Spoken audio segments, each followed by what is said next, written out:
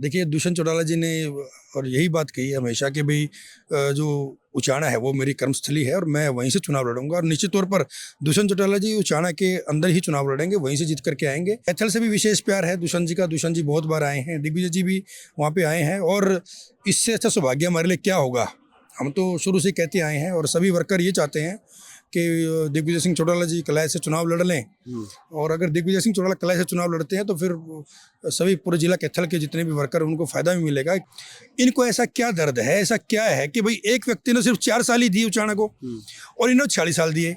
इन्होंने 46 साल के अंदर आज तक भी उचाना के अंदर कुछ भी नहीं बना और दुष्यंत चौटाला जी ने 4 साल के अंदर 700 से 800 करोड़ के रुपए आज के आसपास मंजूर करवाए, काम हो रहे हैं। आप आज उचाना के अंदर जाइए, उचाना के जाते हुए मार्केट का ये पता लगता है कि भाई उचाना हम शहर के अंदर आए हैं। आपका ध्यान लोगों के काम करवाने की तरफ नहीं है, आपकी तरफ आपको सिर्फ ये है कहीं गठबंधन रह जाए और दुष्यंत चौटाला फिर उचाना से गठबंधन में चुनाव लड़ लें। तेरी जो पारिवारिक जो पृष्ठभूमि है वो खत्म हो जाएगी, कहीं एमपी के टिकट तेरे बेटे को ना मिले। इनको सिर्फ अपनी जो राजनीतिक विरासत है वो खतरे में नजर आ रही है।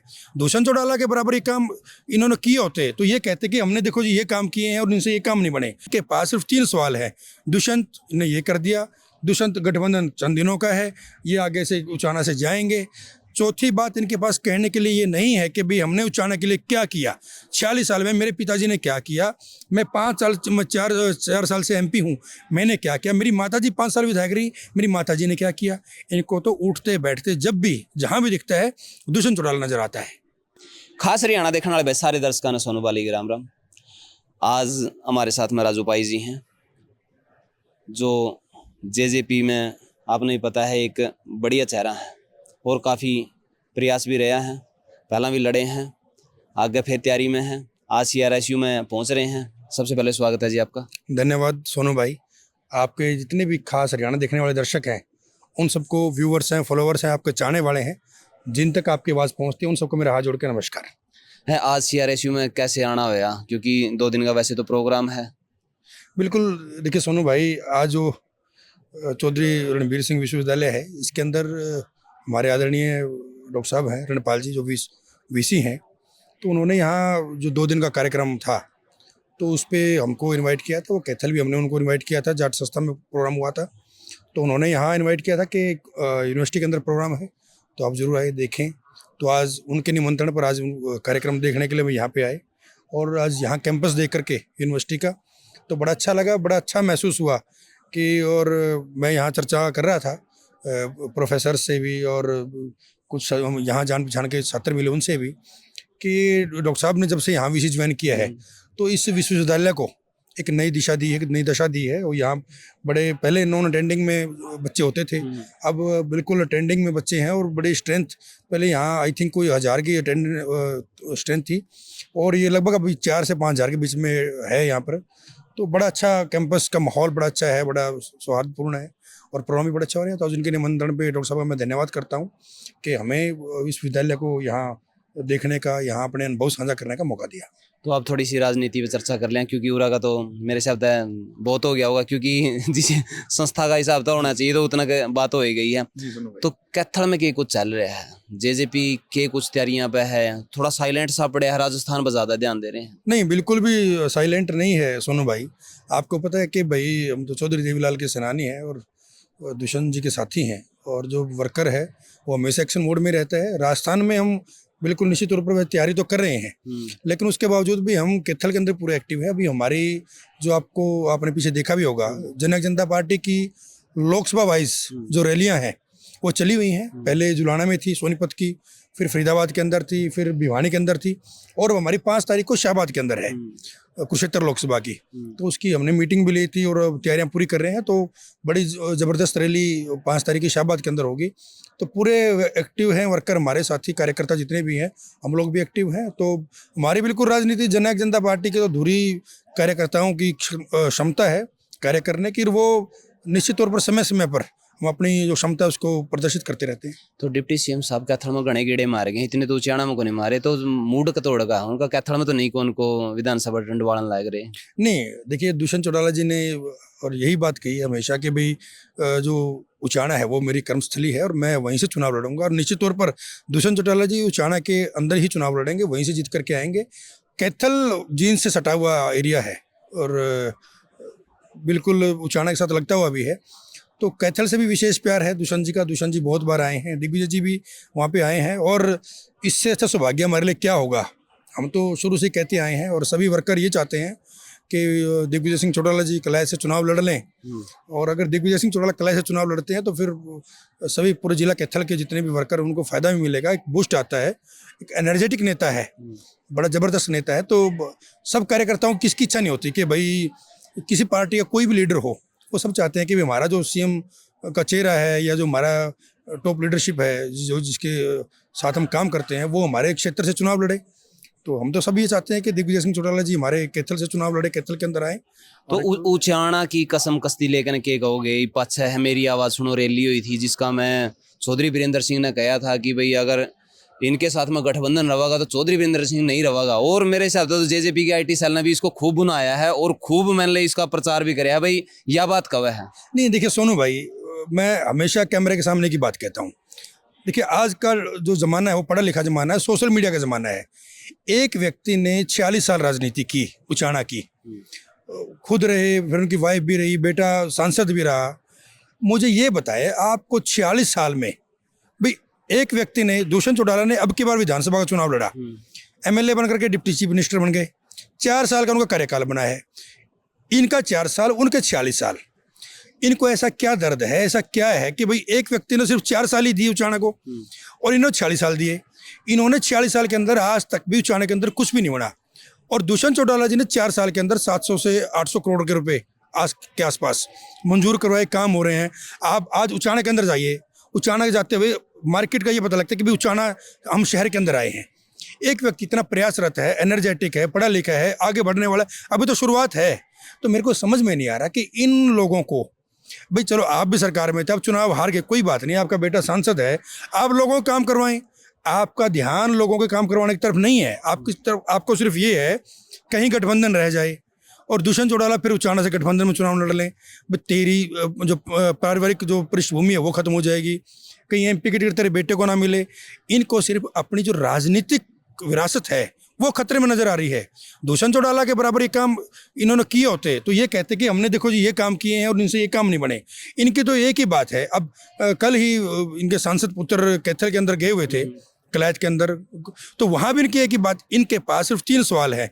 दुष्यंत ने ये कर दिया, दुष्यंत गठबंधन चंद दिनों का है, ये आगे से उचाना से जाएंगे। चौथी बात इनके पास कहने के लिए ये नहीं है कि भाई हमने उचाना के लिए क्या किया, 46 साल में मेरे पिताजी ने क्या किया, मैं 4 साल से एमपी हूँ, मैंने क्या किया, मेरी माताजी 5 साल विधायक रही, मेरी माताजी ने क्या किया। इनको तो उठते बैठते जब भी जहाँ भी दिखता है दुष्यंत चौटाला नजर आता है।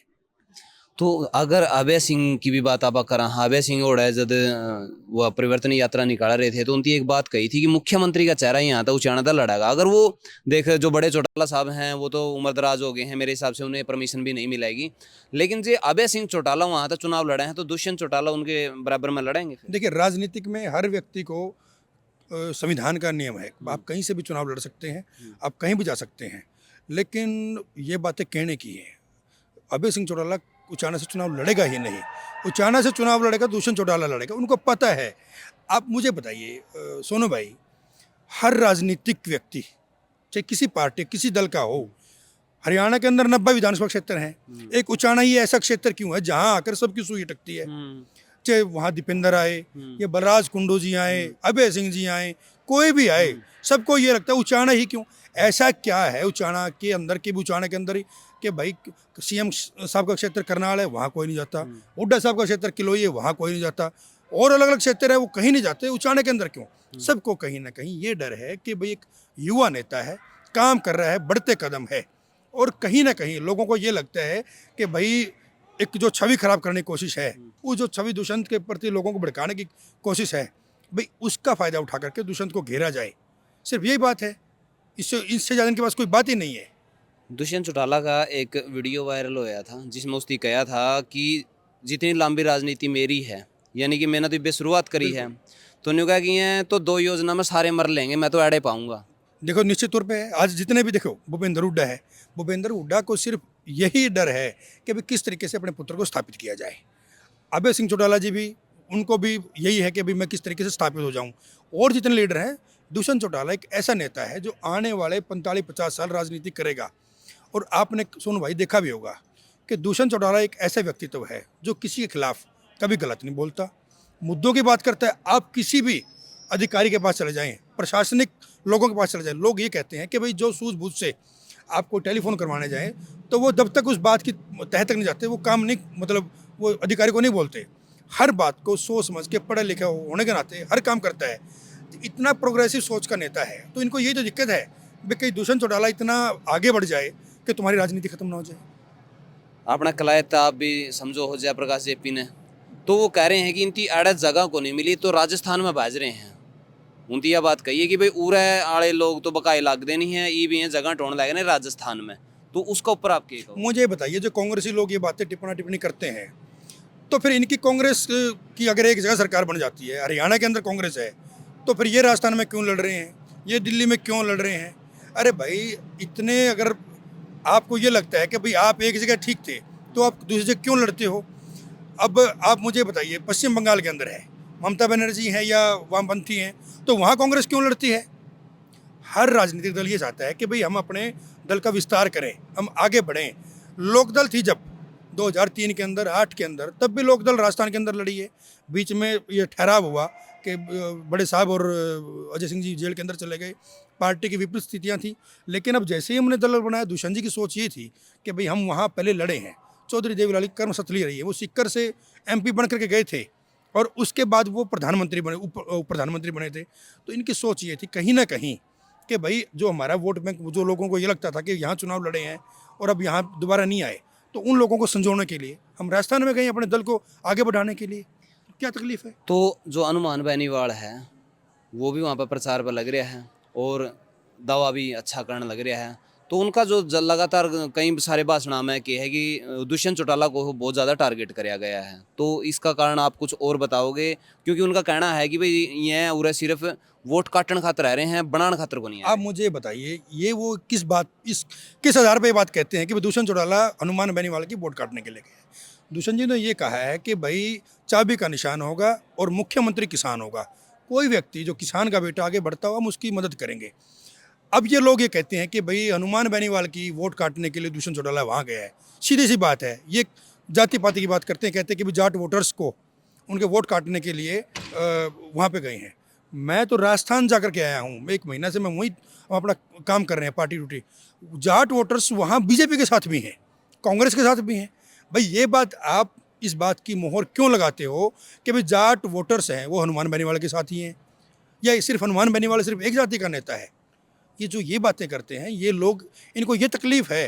भाई आप अपने काम करें। दुष्यंत चौटाला अपने चाबी का निशान लेकर के गया है। जो आपके वोटर्स हैं, आपके जितने भी आपके जो समर्थक हैं, वो आपके साथ हैं। कौन व्यक्ति दुष्यंत उनको तोड़ के ले आएगा? ये जो बातें हैं, ये लोग, इनको सिर्फ ये डर है कि दुष्यंत चौटाला हरियाणा की तरह राजस्थान के अंदर भी क्यों ना आगे बढ़ जाए। भाई हमने तो कभी कहा ही नहीं कि भाई हनुमान बेनीवाल भाई आगे ना बढ़े, वो भी आगे बढ़े।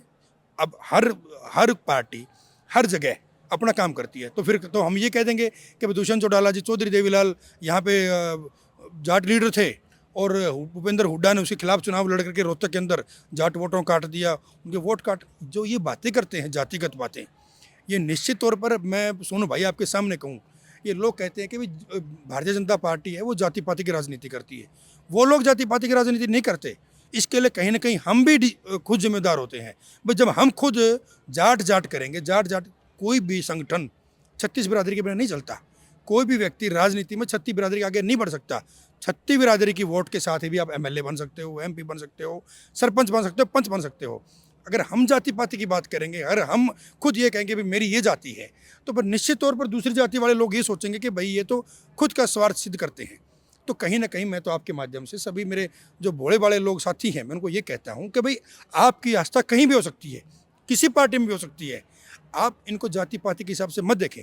आप अपनी प्रोग्रेसिव सोच के हिसाब से, अपनी भी हमारा जो काम है, हमारे डेवलपमेंट के काम है, कौन पार्टी कर सकती है, कौन व्यक्ति कर सकता है, कौन हमारी बातों को समझ सकता है, आप इन बातों पर चलें। जो जाति पाति की बात करते हैं आप उनको नेगलेक्ट करें। ये नहीं है कि भाई एक वोट बैंक किसी व्यक्ति विशेष का होता है, किसी व्यक्ति विशेष का। आज वो समय जा चुका है सोनू भाई, आज तो लोग काम मांगते हैं, काम के आधार पर ही राजनीति चलती है। बिल्कुल बिल्कुल।